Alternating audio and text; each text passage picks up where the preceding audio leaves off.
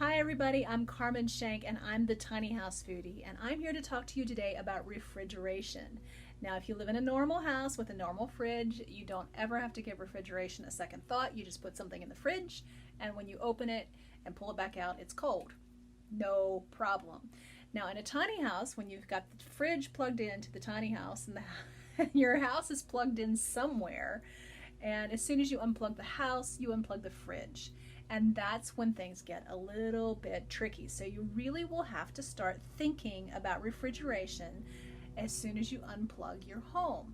Now, there's a couple of ways of handling that. One is go the RV route, and then when your house is plugged in, you use electricity. When your house is not plugged in, the fridge is on propane, and then no problem. It just stays nice and cold. You can go wherever you want. No worries. That's something that we can really learn from the RV market on that. If you live in a tiny house and you have an off-grid setup so that your house can be on a battery kind of system when you are unplugged, then you again have a leg up on everybody else. The other option is just to clean out that fridge before you move the house, okay? Which is not a big deal. Let's not overcomplicate this, right? But the big thing is, if you're living in a tiny house and you plan to move that baby around from time to time, around the country or just around the county, it doesn't matter. Refrigeration is something that you'll want to pay attention to so that you don't end up being sick. Because if your food hangs out between that 40 degrees that your fridge should be or 140 degrees where it's cooked, there's a lot of space in here. And if your food hangs out, and if your meat, specifically your proteins, meat and eggs, if those things hang out in that zone for 2 hours or more, then you can start causing a problem for yourself. One that might be very uncomfortable in a tiny house, because you know what? I'll be honest with you, being sick in a tiny house is just as bad as being sick anywhere else. It's just that there's no place to go. And if you don't want people around when you are sick and you are in a tiny house and there's somebody in the tiny house with you, well, it's tough. Too bad. So one of the things that I've learned is to keep this product handy. This is Young Living Essential Oil Blend Digize, and this stuff saves my skin. I keep it with me when I'm traveling because restaurant food will sometimes just kill me. And I keep this handy no matter where I'm at because it's just that effective. It's amazing stuff. I'll put a link or something on the blog so that you know how to get a hold of this stuff, because it's good to be prepared, right? It's really good to be prepared. Tiny house living is so much about being prepared, and so much of that happens up here. So I want to show you when we put together the Tiny House Foodie kitchen. Now that's different than our tiny house, because our tiny house is 125 square feet. The Tiny House Foodie kitchen is like 88, so it's much bigger. One of the first things we did is get rid of the gigantic fridge, because we had lived tiny long enough that we knew that we didn't need the big fridge. And why is that? See, there's things you don't know going into this that you learn the hard way, and it changes you. And that's really fantastic, because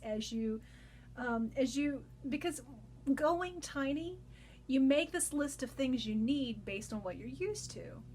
But after you've lived tiny for a while, you realize you didn't need some of those things you thought you needed, and what you're used to has changed. So when we put together the Tiny House Foodie kitchen, I knew I didn't need the big fridge. So instead we used 2 undercounter fridges. And the next time I build a tiny, instead of buying a big fridge for $1,000, I'm going to buy an undercounter fridge for $200 and put that in the space instead, because I already know I don't need the full-size fridge. Now, how is it that you prepare for not needing a full-size fridge? Okay, that's easy enough. Instead of storing a salad dressing, if you look in the door of your fridge, don't do it right this minute, but I can guarantee you if you look in the door of your fridge, there's like a dozen salad dressings, right? Or condiments, pepper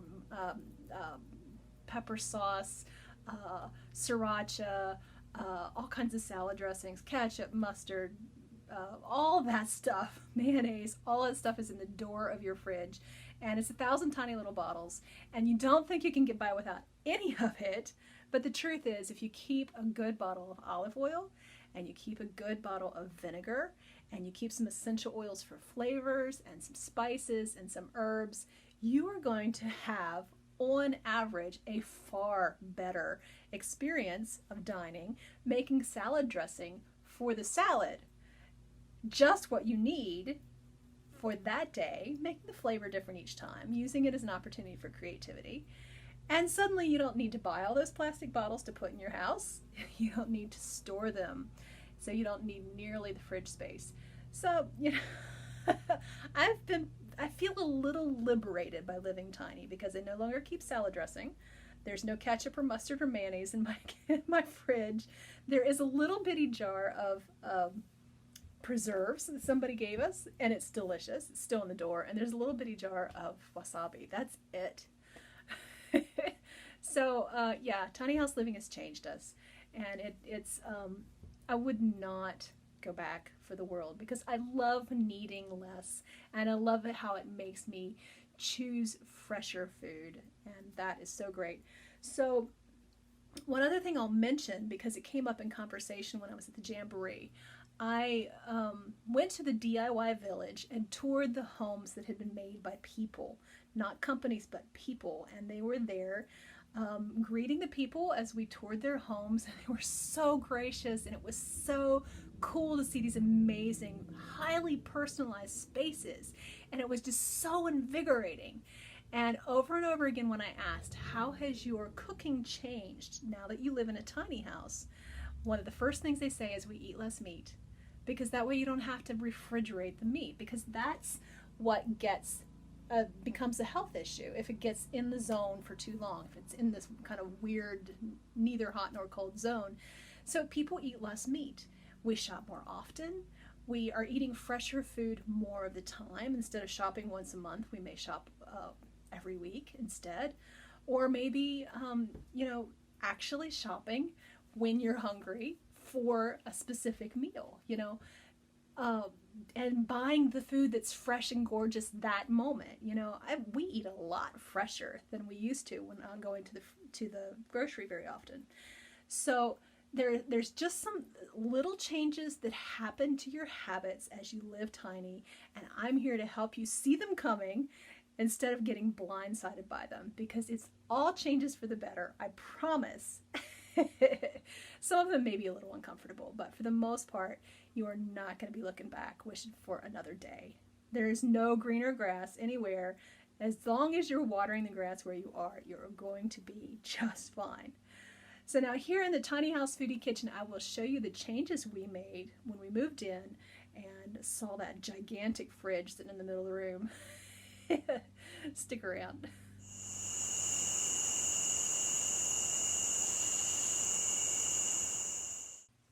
One of the changes we're making in the Tiny House Foodie kitchen is we're taking this big monster fridge here and getting it out of here. We have lived tiny long enough that we know we don't need this much space, this much refrigerated space. It's sucking a lot of energy, and we don't need it. So we're replacing it with an under cabinet fridge. It's not a very big one. That is plenty for what we need. So this big energy hog, out of here. And I think that's great. I'm looking forward to having the space. I'd prefer to have the space to an appliance that's not necessarily very useful and costs us a lot of money. So, it's one of those things you learn after living tiny for long enough that you start to realize what you actually need and what you don't need. So if you clean out the fridge and you get rid of all those bottles of sauces, you'll realize you don't need a big fridge.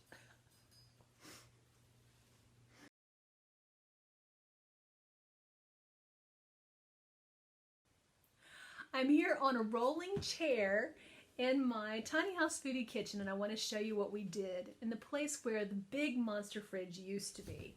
Now, we put a stainless steel table. We purchased this at the Webstron store where you can buy all kinds of professional kitchen gear.